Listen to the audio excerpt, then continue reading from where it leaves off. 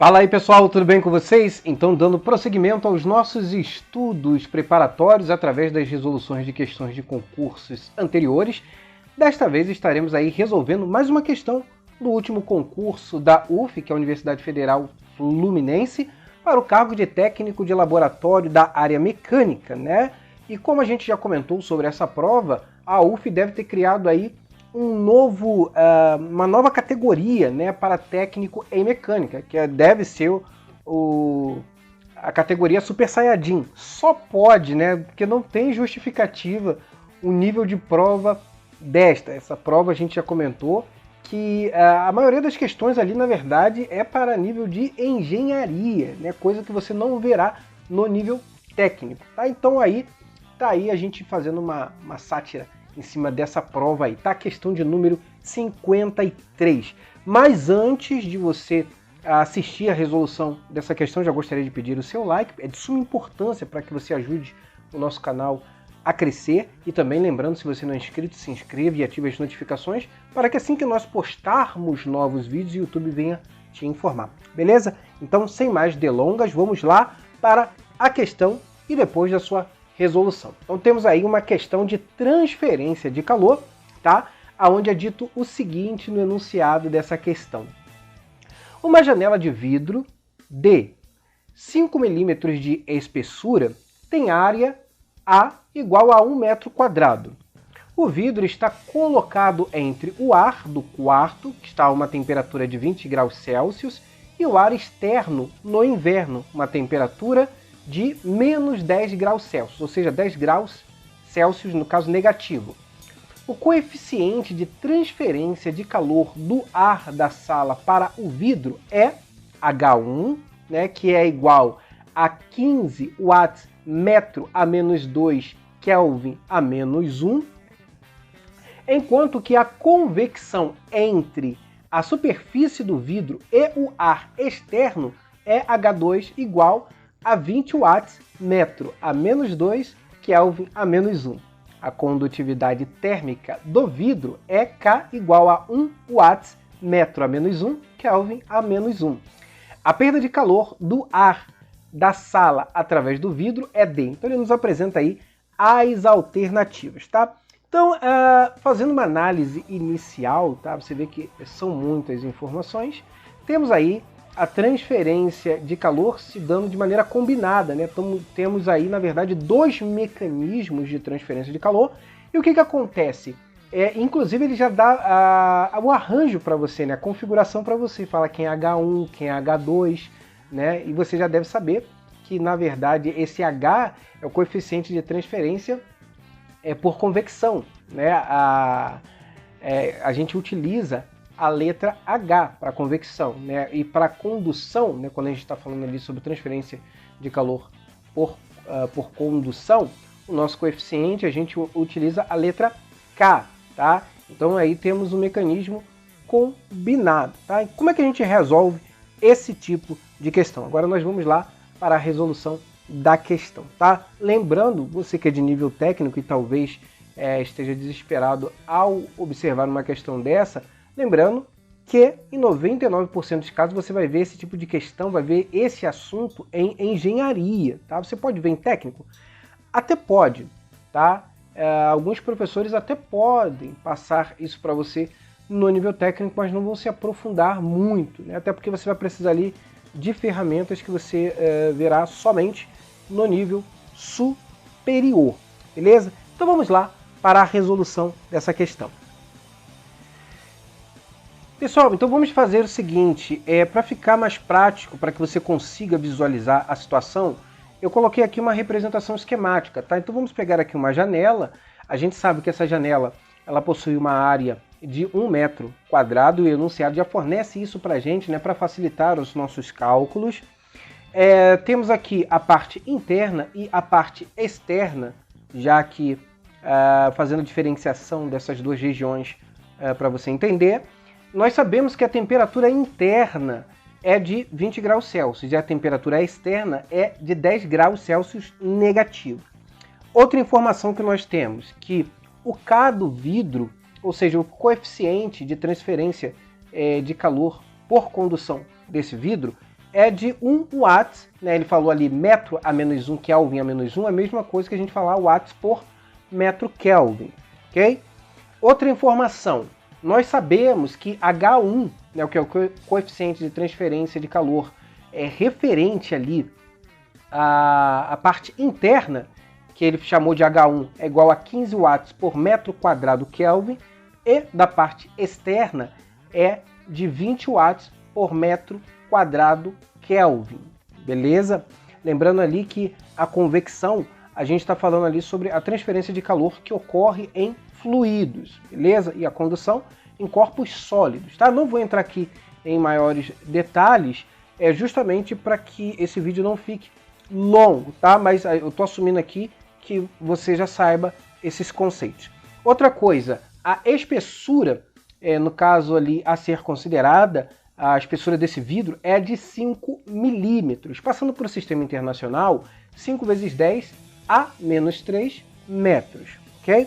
E o que a gente precisa saber? Que a taxa de transferência de calor, ela sempre vai se dar como? Da maior temperatura para a menor temperatura. Por quê? Buscando o equilíbrio térmico, tá? Então, sempre vai acontecer desta maneira, a não ser que estejamos falando aí de um sistema forçado, que não é o caso. Se fosse, ele nos traria aqui, ele explicitaria isso no enunciado da questão. Mas em condições normais, tá?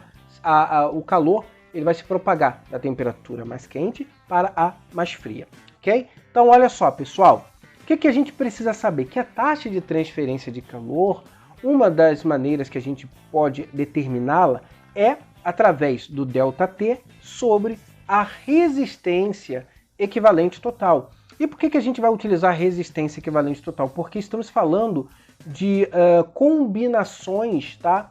De transferência. A gente, nesse caso, está falando sobre a condução e a convecção. Então, a gente precisa, inicialmente, construir um circuito, que a gente chama um circuito térmico. E construindo esse circuito térmico, para que a gente consiga distinguir as regiões de convecção e condução, nós teremos a seguinte configuração. Então, observe o seguinte, tá? Teremos aqui a temperatura do fluido na parte 1, assim como a temperatura na superfície 1. Também teremos a temperatura na superfície 2, né, que o 1 e o 2 são respectivamente aquela parte interna e a parte externa. E a temperatura do fluido na parte 2. O que nós teremos? Teremos o seguinte, que a resistência da convecção na parte 1, teremos também a resistência referente à condução e a resistência da convecção na parte 2. Lembrando que a taxa de transferência se dá da maior temperatura para a menor. E o que nós precisamos também saber? Precisamos saber como que nós determinamos as resistências da convecção e da condução. São de formas diferentes, tá? Da convecção é 1 sobre o coeficiente de transferência por convecção, né, que é o H, vezes a área. Já por condução é L, que é aquela espessura que foi nos apresentado no enunciado, dividido por K, que é o coeficiente de transferência de calor por condução, vezes a área, tá? Então, o nosso circuito térmico, ele vai ficar assim. Então, nós temos o seguinte, 1 sobre H1 vezes A, temos L sobre K vezes A, e temos 1 sobre H2 vezes A. Esse é o nosso circuito térmico aí, temos aí, então, as nossas resistências. O que a gente faz com isso agora? Temos o seguinte, que a resistência total, como estamos falando ali de um circuito em série, tá? E isso também é importante que você saiba. Temos o seguinte, tá? Então, a resistência total se dará por a soma, no caso daqueles que nós já determinamos anteriormente, né? Então, vai ser 1 sobre H1 vezes a área, mais L sobre K vezes A, mais 1 dividido por H2 vezes A, né? Só por aqui você então já consegue ver que isso não é para nível técnico, né? Então vai consumir um pouquinho de tempo de você precisa ter um raciocínio rápido, você precisa já ter trabalhado com isso inúmeras vezes para conseguir ali destrinchar isso de uma maneira mais dinâmica, né? Tendo em vista que numa prova de concurso ali, você, em tese, deva gastar ali estourando 5 minutos para resolver uma questão. Então, substituindo agora os valores, teremos então que a resistência total é igual a 1 dividido por 15 watts por metro quadrado Kelvin vezes 1 metro quadrado, mais 5 vezes 10 a menos 3 metros, dividido por 1 watts por metro Kelvin vezes 1 metro quadrado, mais 1 sobre 20 watts por metro quadrado Kelvin vezes metro quadrado. Então já vamos trabalhar aqui com a simplificação de unidades, né? Então metro quadrado corta com metro quadrado. Aqui também podemos cortar o metro. Observe que lá em cima, né, lá no numerador nós temos 1 metro e aqui embaixo, no denominador do 1 watts por metro Kelvin, também temos 1 metro, né? Então, obviamente, eu creio que você saiba disso, né? Quando nós temos ali uma divisão de fração, o que acontece? Nós repetimos a primeira e multiplicamos pelo inverso da segunda. Então, teremos metro quadrado, o que vai fazer com que a gente possa cancelar metro quadrado aí com metro quadrado. E aqui também a gente pode simplificar metro quadrado com metro quadrado. Agora, observe a unidade que sobrará. Sobrará watts por Kelvin, né? Então, prosseguindo, teremos o seguinte: a nossa resistência total será de 1 sobre 15 watts por Kelvin, mais 5 vezes 10 a menos 3 dividido por 1 watts por Kelvin, mais 1 dividido por 20 watts por Kelvin. Logo, teremos o seguinte, que a nossa resistência total, lembrando que aqui é resistência equivalente, tá? É de 0,0667 kelvins por watts, mais 0,005 kelvins por watts, mais 0,05 kelvins por watt. Somando tudo isso, iremos encontrar uma resistência equivalente de 0,1217 kelvins por watt, ok? Agora a gente volta lá naquela fórmula da transferência de calor, né, na taxa de transferência de calor, que seria o ΔT, que é a variação da temperatura, dividido pela resistência equivalente total, que acabamos de determinar. Ou seja, teremos então que a nossa taxa de transferência vai ser igual a 20 graus Celsius menos quem? Menos aquela temperatura negativa, né, de menos 10 graus Celsius. Né? Menos com menos é mais, isso dividido por 0,1217 Kelvin por watts, ok? O que vai acontecer? Vai acontecer o seguinte, então teremos aí um ΔT de 30 graus Celsius, né? Uma variação ali de 30 graus Celsius. E uma observação, né? Você deve saber que a variação na escala Celsius é igual à variação na escala Kelvin. Por isso a gente pode simplificar essas duas unidades. Ou seja, teremos então que a taxa de transferência de calor vai ser o seguinte: quando a gente pega 30 e divide por 0,1217, você vai encontrar 246,5. Observe o seguinte, que na verdade embaixo aí desse grau Celsius existe o 1, tá?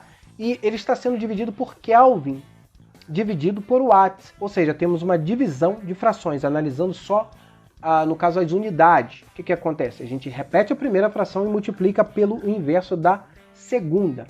O que vai acontecer? Se lembra que eu disse que como a variação na temperatura ou na escala em graus Celsius é a mesma que na escala Kelvin, então a gente pode cancelar essas duas unidades. Então a gente faz isso aqui. Ou seja, vai sobrar para a gente como unidade final o watts, ou seja, a nossa taxa de transferência vai ser de 246,5 watts, e olhando as alternativas, é um valor aproximado de 247, fazendo com que assim esteja correta a alternativa A de aprovado. Ufa! Então tá aí uma questão que, segundo a UF, é para técnico em mecânica, só se for, como dissemos lá no início, Super Saiyajin, beleza? Galera, espero então ter mais uma vez contribuído aí com seus estudos, e não se esqueça, se você gostou, entendeu? Não se esqueça de curtir, comentar, compartilhar. Não esqueça de deixar o seu like, se inscrevendo no canal e ativando as notificações. Forte abraço e até a próxima!